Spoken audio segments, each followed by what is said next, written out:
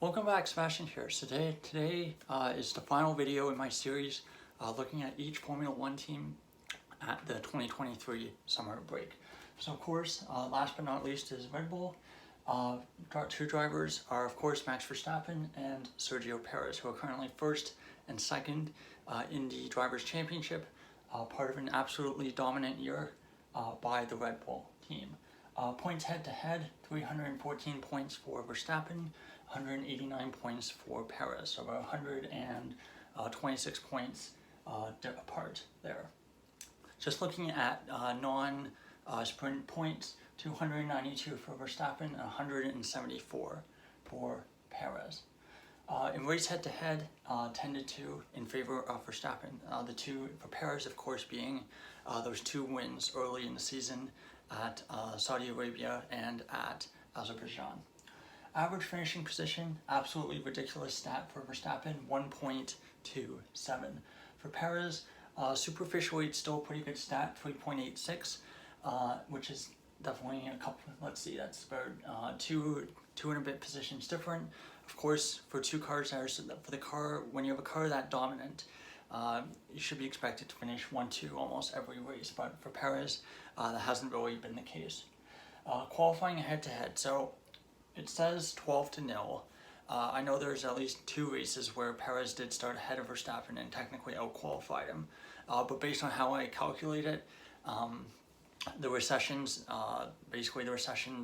earlier in that specific qualifying session. I'm thinking of Jeddah in particular, as well as Miami, where basically they both set a lap time, so I used that session instead because there was no lap time for either one there. Qualifying delta, not particularly pretty in favor of, for Perez, 0.699 in favor of Verstappen, which I think is probably one of the biggest qualifying gaps in the field. So for Perez, that really needs to be a bit better this year. That's really where he's been struggling. He had that stretch of races in the second quarter of the season where he didn't even make Q3. He was getting knocked down in Q2 and occasionally even Q1. And that's really where this massive difference in qualifying comes from. Thankfully for him, the car's been so dominant in the races that he's usually able to recover to at least a podium place, but still he's basically dropping about 10 to 15 points or so almost every weekend to Verstappen. On my power ranking, that kind of reflects it as well. Verstappen has the highest average score, I think rightfully so, 1.17 on average in my power ranking. Only 2 weeks where I've not had him ranked number one. For Perez, 9.58, so basically average. First quarter of the season was honestly pretty good for Perez. Was actually keeping Verstappen somewhat honest in the title fight. Kept the gap down to like 20 points or so through the first 4 races. But then basically at Monaco, everything basically started falling apart. And since then, I think he's been quite below average. But of course, when you average those together, you get about average. Expected points. So I think this is a really interesting one. So for most of the drivers, most of the driver pairings, most of the videos I've done, the numbers have been pretty close, and there'll usually be one driver slightly above and one driver slightly below kind of the expected. But here, 191.7 points expected points for Perez, 131.8 points for Verstappen, and Perez, which are obviously much lower than their actual points totals. And I think this is kind of curious because I think it really just highlights that even though Perez has scored more points than is expected based on the model, I think it really highlights how dominant this year's Red Bull is in the race pace. Now, even though based on the eye test and based on everything we know that Perez hasn't had a really good year, but despite that, the model still says he's doing pretty well. Which I think just shows that how much of an outlier this year's Red Bull is in terms of race pace compared to other years. Looking at Z-score, 3.6, which ranks third, so one of the third biggest gap between teammates, I think only behind Alonso and Stroll, as well as Albon and Sargent. So fairly big gap there, and for Perez, he's definitely going to be wanting to try to close that gap in the second half of the season.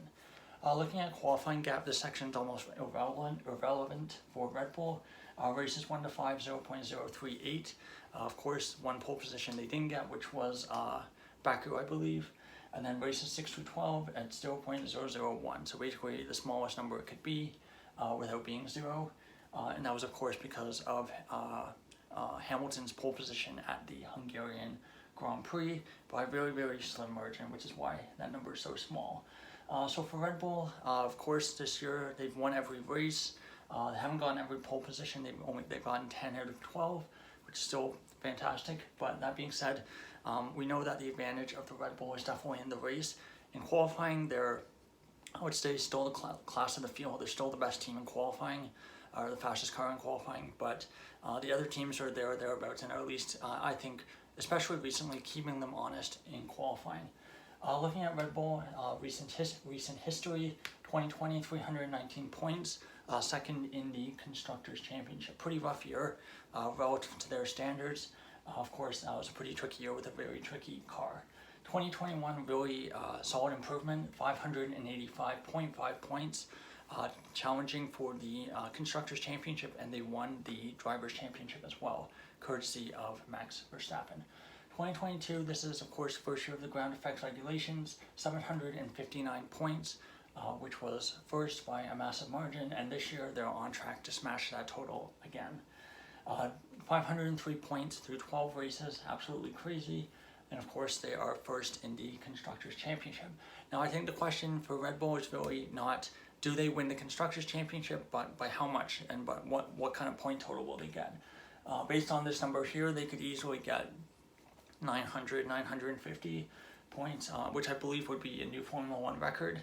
I do think that 1,000 points is still mathematically possible, but they would basically need almost a 1-2 at all of the remaining races, I believe. Actually, can they even get a 1-2? I have to think about this.